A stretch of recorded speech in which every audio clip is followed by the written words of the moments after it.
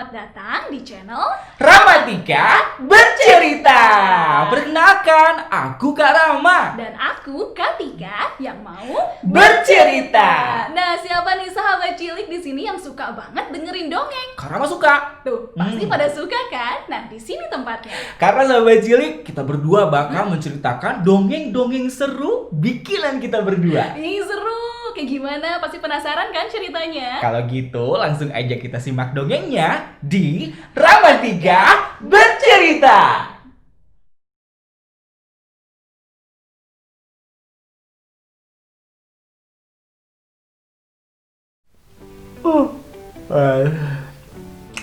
Ketika mana sih? Udah jam 9 malam juga belum masuk kamar. Harusnya kan tidur, nanti dimarahin mama lagi. Katika! Katika! Apa sih? Apa sih, Kak? Loh, kok masuk kamar mukanya cemberut gitu sih? Aku tuh lagi kesel tahu. Kesel kenapa coba? Tadi di sekolah masa ada teman aku yang nyebelin banget. Nyebelin gimana? Itu kan teman sebangku aku ya. Emang dari dulu sih nyebelin. Masa tadi dia tuh kan sama aku lagi di kantin. Terus botol minumnya ketinggalan di kelas. Aku yang harus ngambilin. Ih, kok jahat banget sih temennya Katika? Terus tadi pas mau pulang sekolah, penghapusnya kan jatuh ke lantai.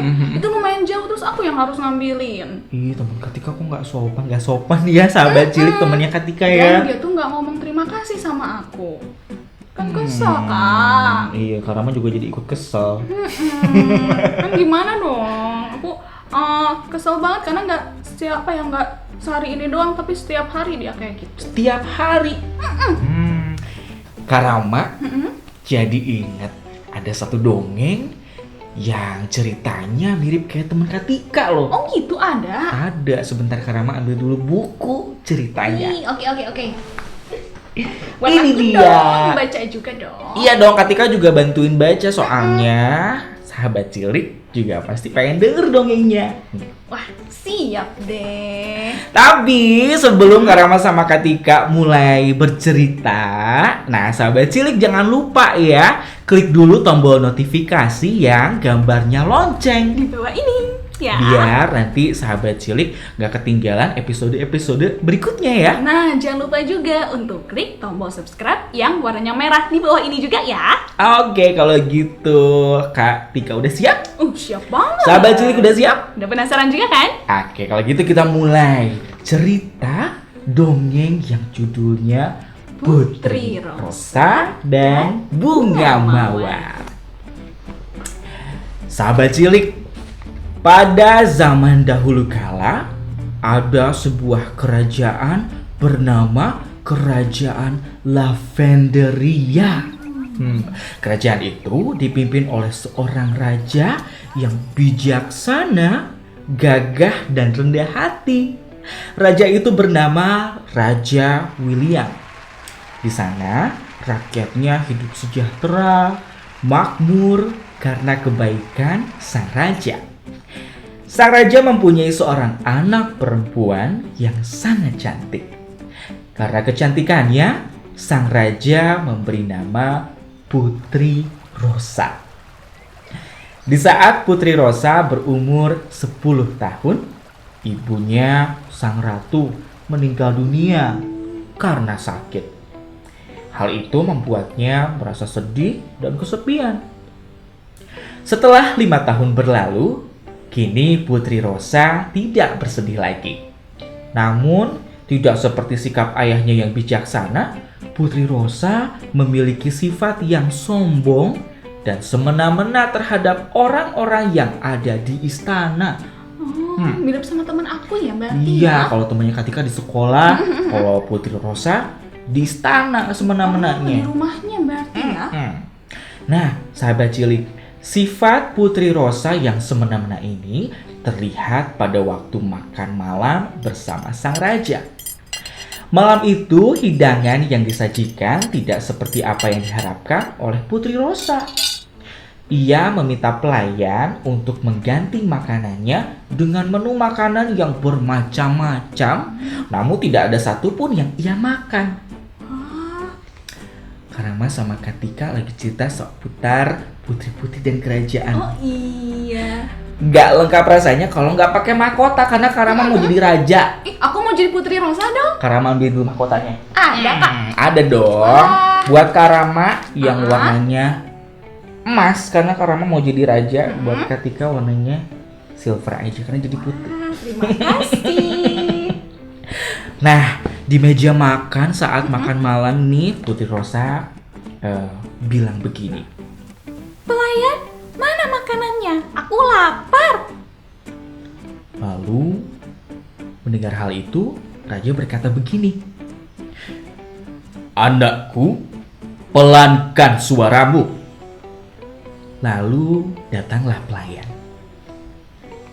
Maaf, sudah menunggu lama Putri Rosa. Ini makanannya. Makanan apa ini?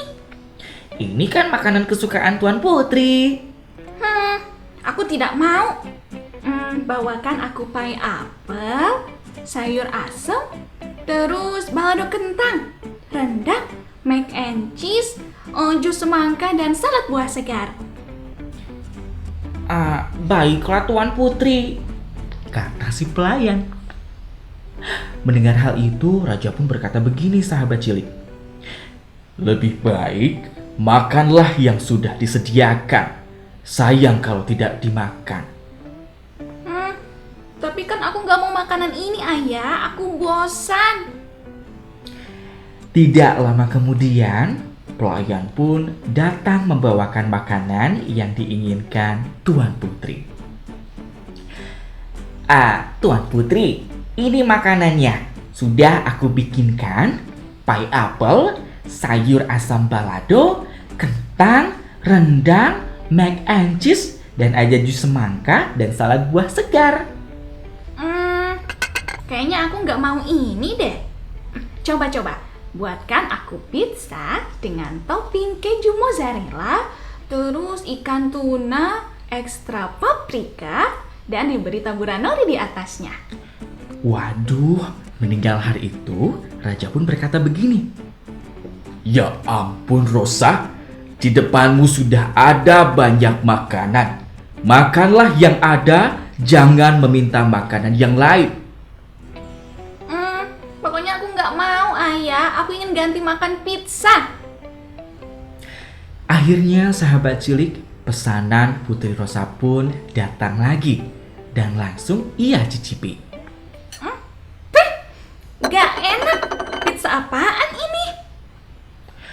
Namun alangkah kagetnya raja melihat Putri Rosa melemparkan hidangan yang sudah susah payah dibuat dan memaki pelayan karena tidak becus. Raja pun sangat kesal dengan sikap sang putri, lalu memarahinya. Malam itu juga, raja memberikan pelajaran terhadap Putri Rosa. Raja mengirimkan sang putri ke desa yang jauh dari kerajaan bernama Desa Tulip. Raja pun berkata,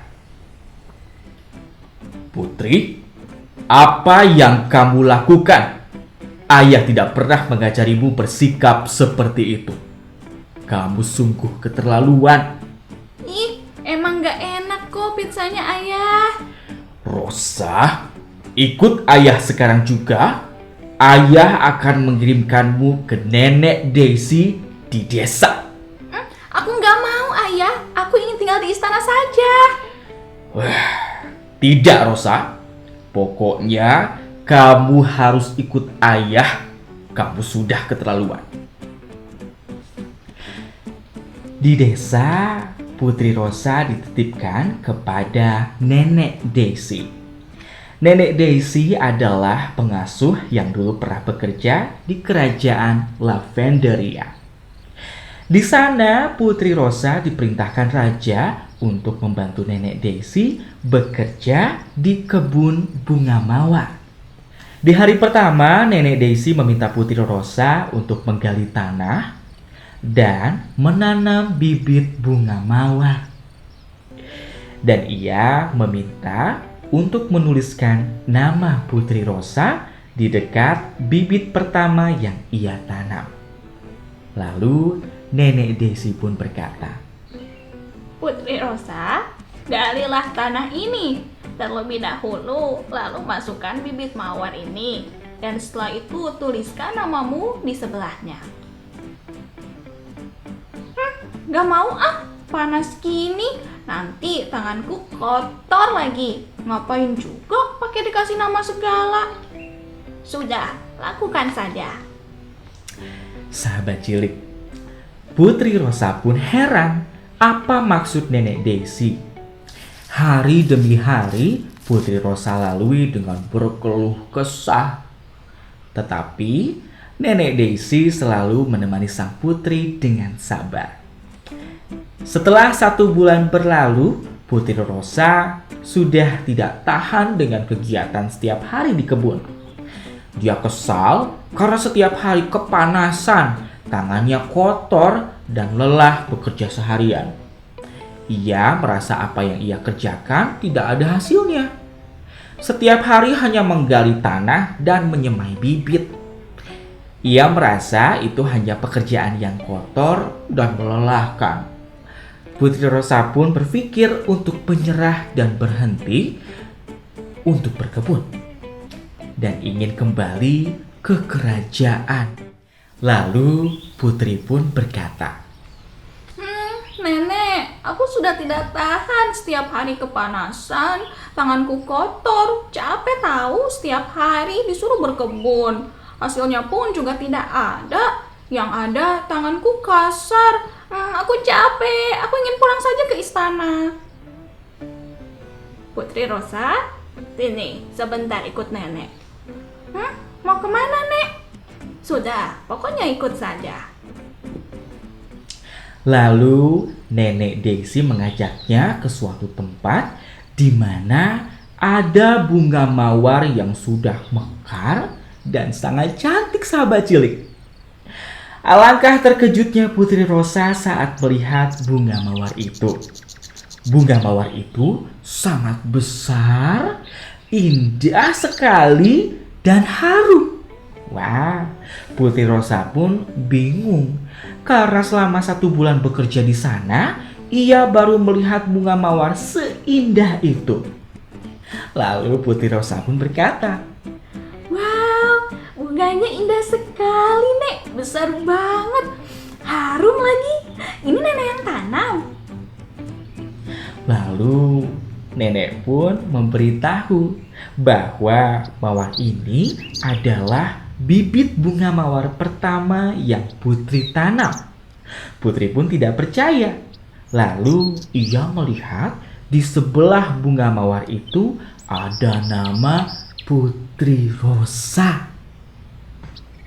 Lalu nenek pun berkata, Putri Rosa, mawar ini adalah hasil dari bibit pertama yang kamu tanam. Masa sih, Nek? Aku tidak percaya. Coba, kamu lihat.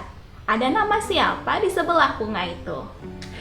wah, sahabat cilik, Putri pun tidak menyangka dan menangis karena terharu. Ternyata usaha ia selama ini tidak sia-sia. Nenek Desi pun menasihati Putri Rosa bahwa bunga mawar yang cantik tumbuh karena kerja keras dan kesabaran. Lalu nenek pun berkata, Putri Rosa, bunga mawar yang cantik itu tumbuh karena kerja keras dan kesabaranmu. Begitu juga dalam hal lain, seperti orang yang telah membuat baju indahmu ataupun masakan lezat yang selalu dihidangkan oleh pelayanmu di istana. Saat itu, Putri Rosa pun langsung teringat akan sikapnya terhadap pelayan istana saat makan malam. Ia pun bergegas pulang ke istana dan langsung meminta maaf serta memeluk sang raja. Setelah itu, sahabat cilik, ia pun menghampiri pelayan istana dan meminta maaf karena menyadari perbuatannya itu salah. Sejak saat itu, sikap sang putri berubah menjadi baik hati, tidak sombong, dan dicintai oleh rakyatnya. Nah, seru kan ceritanya? Iya, seru banget Kak Rama. Itu dia tadi cerita tentang Putri Rosa dan Bunga Mawar. Nah, kita juga bisa ambil pelajaran dari cerita ini ya, sahabat cilik. Yang pertama Kak Tika, kita tuh belajar kalau jadi orang gak boleh suka semena-mena. Gak boleh seenaknya. Betul. Apalagi misalnya di sekolah. Nah, sama teman ataupun sama guru. Dan termasuk di rumah juga ya. Nah, kalau di rumah sama orang tua, sama kakak adik di rumah, kita nggak boleh juga tuh semena-mena ya. Iya, harus bisa lebih menghargai ya, sahabat cilik. Itu dia sahabat cilik cerita tentang Putri Rosa dan Bunga Mawar. Seru kan? Seru dong. Nah, buat sahabat cilik nih, Katika sama Kak Rama masih punya banyak banget cerita seru lainnya. Jadi jangan sampai ketinggalan ya. Jangan lupa juga sahabat cilik bisa tulisin komentar di kolom komen. Dan jangan lupa like videonya. Like, dan jangan lupa juga untuk share video ini ke teman-teman kalian ya. Kalau gitu sampai jumpa di keseruan cerita-cerita berikutnya. Dadah! Dah.